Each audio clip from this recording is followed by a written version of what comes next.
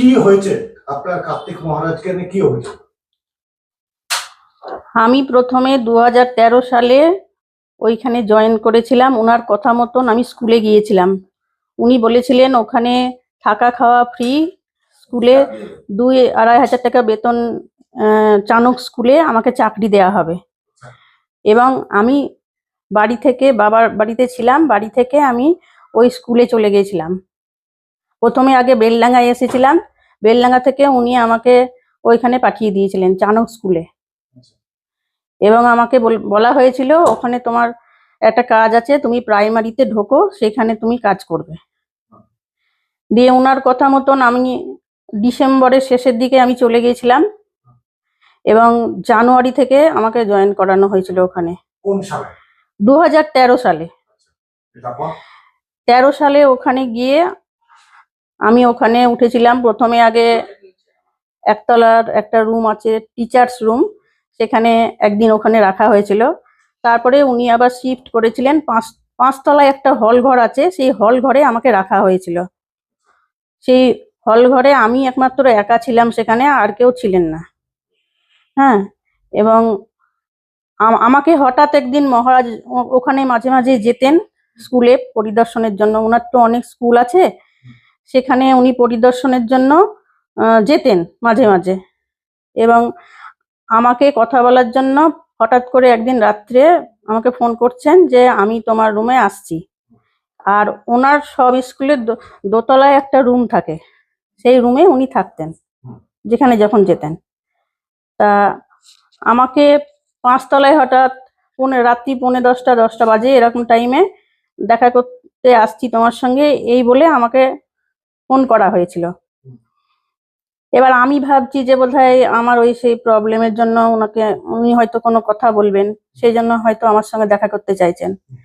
দিয়ে এবার আমি তখন বিছানা গুটিয়ে আবার ঠিকঠাক করে ওনার জন্য একটা চেয়ারও পেতে দিয়েছিলাম। চেয়ার পেতে আমি বাথরুমের দিকে গিয়েছিলাম। উনি দেখছি হঠাৎ করে এসে আমার বেডে বসে গেছেন। বেডে বসে আমার তখন জিরো লাইট জ্বলছে, আমাকে তো একটু সময়ও দিলেন না যে আমি একটু রেডি হব।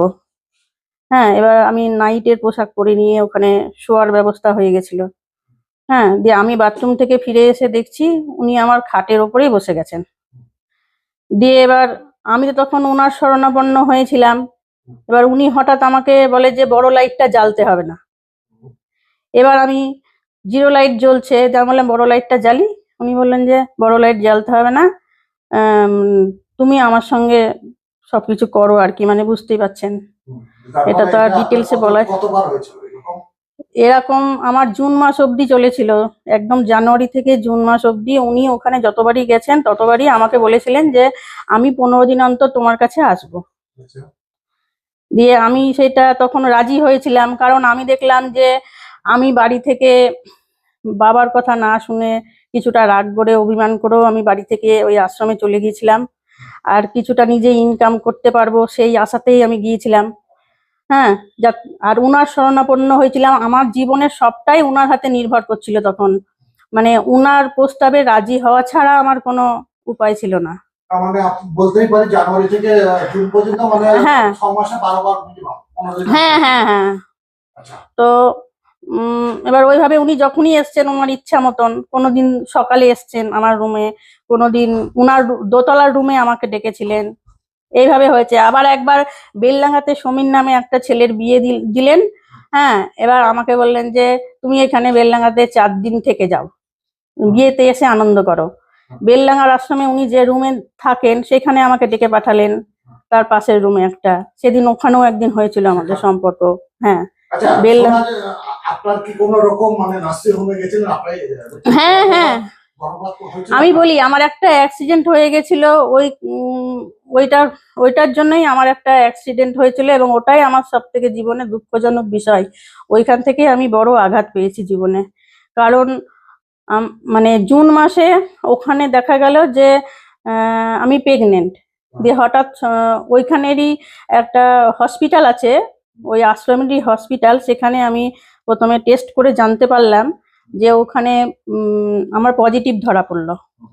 তখন আমি ওনাকে জানালাম যে আমার এই ব্যাপার ঘটেছে, তাহলে আমি কি করব। উনি তখন ঘাবড়ে গেলেন, বলতেন যে তোমার হাতে পায়ে পড়ি, হ্যাঁ আমাকে তুমি প্রাণ ভিক্ষা দাও, নালে আমাকে হয় জেল হবে নয় সুসাইড করতে হবে। আর আমি ওনাকে একটা পরামর্শ দিয়েছিলাম যে দেখুন এসব কিছুই করতে হবে না, হ্যাঁ আপনি এক কাজ করুন, আমাকে অন্য একটা স্কুলে পাঠিয়ে দেন, সেখানে বলবেন যে সন্তান সম্ভবা অবস্থায় এই মেয়ের ডিভোর্স হয়েছে, এরকম একটা কেস চলছে। তাহলে তো উনি যেটা বলতেন সেটাই সেখানকার লোকজন বিশ্বাস করতো। তা আমি ওনাকে সেই পরামর্শ দিয়েছিলাম, কিন্তু উনি মানে কোনো মতেই এই কথা শুনতে চাইলেন না। সে কাজটাও দেয়নি। না, দিয়ে আমি বলছি তারপর পরপর পরপর যা হয়েছিল সব বলছি, কারণ আমার জীবনে খুবই দুঃখজনক ঘটনা এটা। মানে আমি না বলে আর পাচ্ছি না, মানে এই জীবনে আমি না বলে এই জিনিসটা আমি শান্তি পাবো না, মরেও শান্তি পাবো না। কারণ একটা মেয়ের জীবনে এমন দুঃখজনক ঘটনা, বা কারোর জীবনে এরকম না হোক আর কি, আমার সঙ্গে যা হয়েছিল। সত্যি কথা বলতে কি, আমি যখন ওনাকে প্রথম বললাম, হ্যাঁ উনি যখন আমাকে এরকম প্রাণ ভিক্ষা চাইলেন, আমি বললাম যে আপনাকে এগুলো আর চাইতে হবে না। উনার কান্নাকাটি শুনে আমি গলে গেছিলাম, আমি ওনাকে বাঁচালাম, বুঝলেন তো। বাঁচানোর জন্য আমি তখন উপায় না পেয়ে ওখানকার স্কুলের যে বড়দি, এবার আমাকে তো ওখান থেকে বেরোতে গেলে একজনকে বলে যেতে হবে, বা আমারও তো সঙ্গে একজন লোক চাই, নালে আমাকে উনি বললেন একা একা বাসে করে এসে তুমি অ্যাবর্শন করো। এবার নিচের একটা রান্নাঘরের মেয়েকে নিয়ে নিয়ে আসতে বলেছিল, কিন্তু ওখানকার স্কুলের যে বড়দি, ওর নাম হচ্ছে সুভদ্রা মণ্ডল। হ্যাঁ, তা সুভদ্রা মণ্ডল বলল যে দিদি তুমি থামো, বিদিশাদি তুমি থামো, আমি তোমার সঙ্গে যাব। তুমি মহারাজকে বলো যে আশ্রমেরই এই অ্যাম্বুলেন্সটা নিয়ে আমরা যাব। এবার অপর্ণা আর সেই সুভদ্রা দুজনে মিলে তখন আমার সঙ্গে গেল। এবার আমি একটা সুস্থ মানুষ, তখন কাউকে কিছু না বলে ওরা দুজন মিলে আমাকে এই অ্যাম্বুলেন্সে করে এখানে নার্সিংহোমে নিয়ে আসলেন। নার্সিংহোমের নাম মনে আছে? হ্যাঁ, এখানে আপনার ওই কি যেন নার্সিংহোমটার নাম,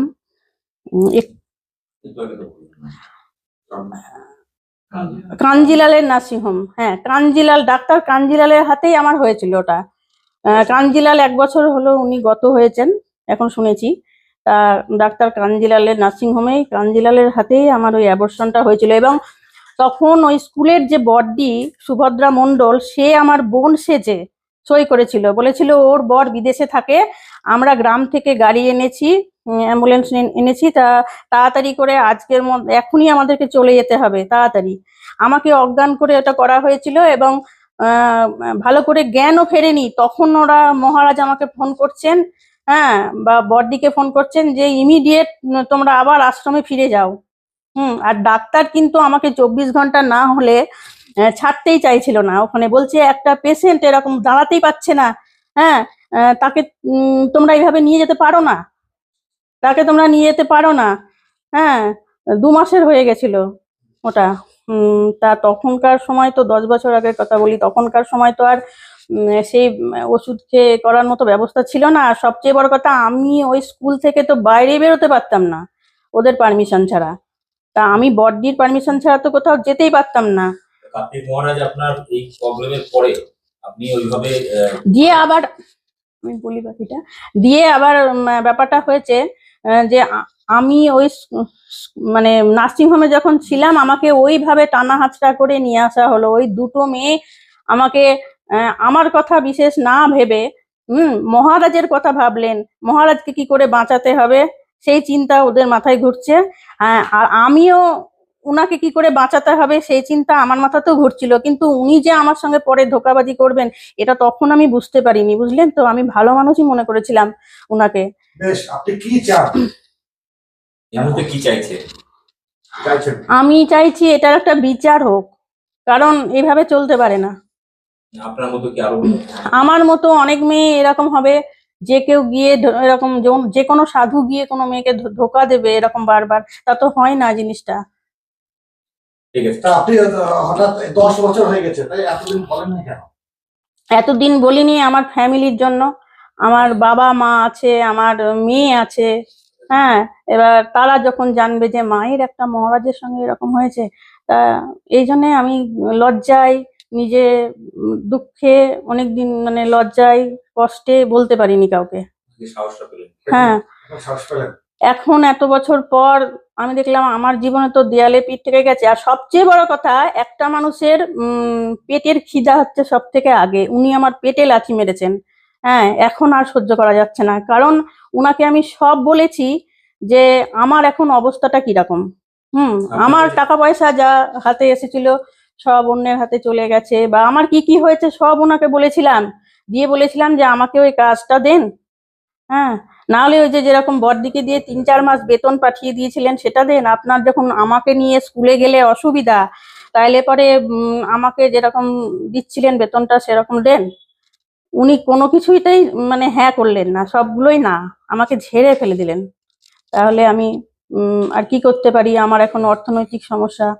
আমার হাজবেন্ড যে সে এখন ছোট্ট একটা কি বলবো রেস্টুরেন্ট চালায়।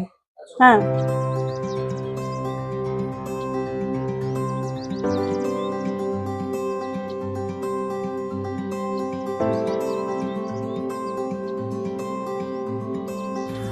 আই যা, আমরা তো জুস আনতেই ভুলে গেছি।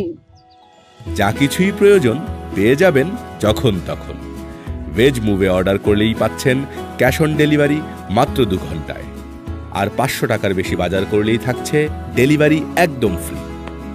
ভেজ মুভ, কারণ প্রতিটি মুহূর্তই মূল্যবান।